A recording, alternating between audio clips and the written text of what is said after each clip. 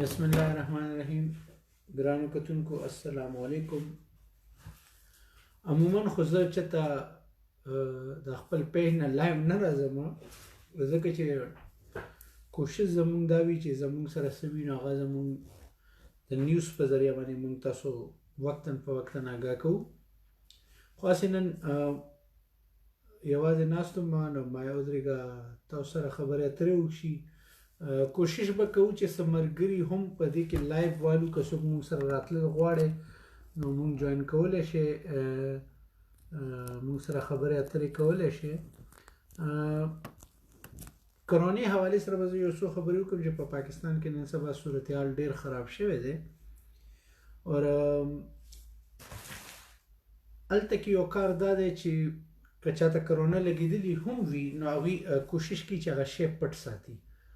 د دې دوه وجوهات دي. یو وجوهات دا کېدای شي چې دا کومه یره خلکو کې خوره ده، یا یو قسم ته د خلکو نه بیا خلک لږ لرې تښتي. لرې تښتېدل تر خپل حده پورې ټیک دي، خو کوم چې د دې وایرس نه متاثره کس وي نو هغه ته هم دا پکار دي چې هغه خلک آګاه کړي د دې شي نه، ځکه چې که هغه آګاه نه کړي او هغه په سوسایټۍ کې یا په کور کلي کې په چم ګاونډ کې هغه ګرځي، خلکو سره ملاویږي، د دې نه نور هم خلک چې دي هغه متاثره کېږي، لګیا دي. اور په پاکستان کې روان صورتحال همدغسې ښکاري چې هلته دا شی خلک پټوي، نه هاسپټل ته ځي نه علاج کوي، او دا یو معمولي شان بیماري ګڼي. معمولی شان بیماری به الله مونږ دې ته ووایو چې کله دې ادویات یا ویکسین څه مخې ته راشي، ځکه چې اوسه پورې په پوره دنیا کې د دې هېڅ قسم ته علاج لا مخې ته نه دی راغلی. نو دې سلسله کې به زه دا ووایم چې مونږ ته پکار دا دي چې خپل ځان محفوظ وساتو. محفوظ ساتلو لپاره ډېر اسانه طریقه ده چې خپل ځان صفا سوتره ساتل، خپل ماحول ارد ګرد ماحول پاک ساتل. دې سره سره 20 سکندو پورې کم لاسونه چې دي هغه صفا کول چې دي هغه ډېر لازمي ګرځول شوي دي. عموما چې څومره ریسرچ شوي دي په هغې کې دا ویلي شوي دي چې دا وایرس چې کوم دی دا په لکه موږ ووایو د ګاډي سټیرنګ، دروازه، چابیانې یا په دې کې هم خپل موجودګي ظاهرولی شي. نو که موږ چابي اوچته کړو فرض کړه او بیا لاس ونه وینځو نو هغه وایرس زموږ لاسونو پسې نښتی وي، هغه بیا مخ ته ځي، پوزې ته ځي، کپړو ته ځي. نو پکار دا ده چې موږ هر ټایم د کور نه بار اول خو غیر ضروري بار وتلو ته څه ضرورت نشته، او بیا که یو انسان بار وځي نو هغوی ته دا پکار دي چې هغوی خپل ځان محفوظ ساتي. ماسک لګول پکار دي، زیاتره چې کوم د رش ځایونه دي هغوی نه ځان لرې ساتل پکار دي، ګلبز لګول پکار دي، دستانې چې ورته موږ وایو پکار دا دي چې هغه خپل ځان محفوظ وساتي. ځکه چې که تا خپل ځان محفوظ وساتو نو دې مطلب دا شو چې تا خپله فیملي محفوظه وساته، او چې کله تا خپله فیملي محفوظه وساته نو تا خپل خاندان، خپل کور، کلی، چم ګاونډ چې دی هغه محفوظ وساتله. یقینا چې په پاکستان کې برطانیه کې هم ډېر ښه، که یو څو ورځې مخکې مونږ خبرې وکړو نو ډېر بد حالاتو، خو اوس نننی به زه دا خبره شیر کړم چې NHS د یو اطلاع مطابق چې ډېره ښه خبره هغوی نن شیر کړې ده چې هغوی دا وایي چې نن په لندن کې په 24 غنټو کې یعنې 24 آور کې یو مړی هم رپورټ شوی نه دی. ډېره ښه خبره ده. الله دې وکړي چې په پوره دنیا کې، زما په برطانیه کې، زما په پاکستان کې الله تعالی دې وکړي چې د دې وایرس نه ټوله دنیا خدای پاک او ټول خلک چې دي هغه محفوظ وساتي.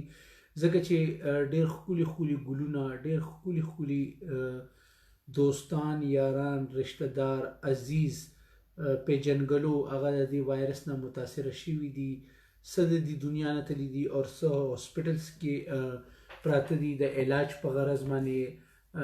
دلته به زه دا ووایم چې زموږ وزیر دفاع چې کوم دی پرویز خټک، د هغوی نوسې د چیرمن سټینډینګ کمیټه پټرولیم چې کوم دی عمران خټک د هغوی کورودانه او د هغه یو ماشومه لور هغه هم د دې وایرس ښکار شوي دي.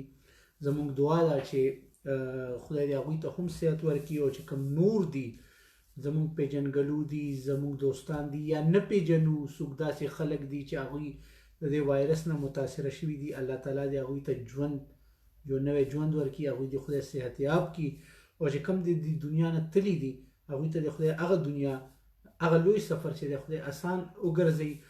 خو زه به دلته بیا دا ووایم چې فیصلې د الله تعالی په لاس کې دي مرګ ژوند د الله تعالی په لاس کې دی خو دې سره سره احتیاط زموږ په لاس کې دی.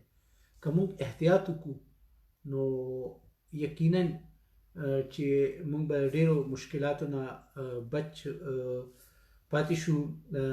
پکار دی چې موږ لاسونه ووینځو ماسک ولګوو دې سره سره چمګاونډ چې کوم ګرد و پیش ماحول دی زموږ هغه صفا وساتو نو د ډېرو مشکلاتو نه موږ بچ پاتې کېدی شو. ډېر ملګرو موږ جوین کړي چې په هغې کې که څوک موږ سره خبرې اترې کول غواړي نو ما ته دا کم آیکون چې جوړ شوی دی د کیمرې هغې باندې کلیک کې تاسو موږ سره خبرې اترې هم کولی شئ لایو راتلی شئ تاسو موږ سره خبرې اترې کولی شئ.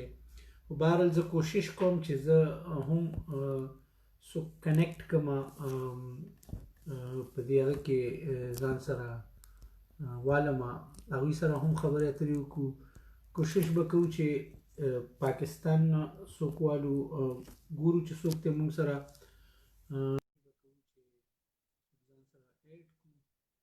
هارون رشید غالبا چې موږ سره اډ کېدلو کوشش کوي موږ لګیا یو کوشش کوو چې هغوی شاهنشاه رور هم زموږ سره لایو دی. شاهنشاه زموږ د نوخار صحافي دی سینیر صحافي دی او زه به دلته دا ووایم چې صحافیان هم لکه څنګه چې زموږ د هیلت اور نور کم ډپارټمنټ دي هغوی فرنټ لاین باندې کار کوي نو دغسې صحافیان هم فرنټ لاین باندې دي هغوی ته هم ډېر مشکلات وي اور الله تعالی دې هغوی هم محفوظ وساتي په هره موقع کې ځکه چې صحافیان هغه یو طبقه ده چې خلک په کور ناست وي اور هغوی ستاسو د اطلاعګانو دپاره ستاسو خبر ساتلو دپاره هغوی لګیا وي فیلډ کې خبرونه ګوري او تاسو ته هغه درکوي. زه کوشش کوم چې زه ملګري ځان سره ایډ کړم کوشش خو دا دی چې لګیا دی زما کوشش خو بهرحال ګورو چې څه صورتحال ترې جوړېږي.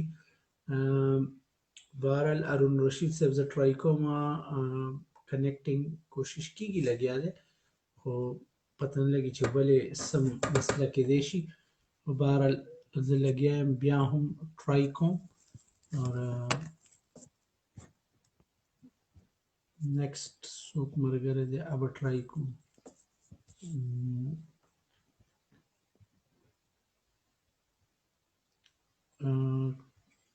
کوشش زموږ دا دی چې خبرې اترې وکړو چونکې فرسټ ټایم فیسبوک باندې زه هسې خو زه نور هغه باندې کوم خو دې پیج باندې فیسبوک نه لایو کې لږ مشکلات ماته ښکاري څه. بهرحال زه کوشش کوم چې څوک ایډ کړو ځان سره اور کوشش به زموږ همدغه وي چې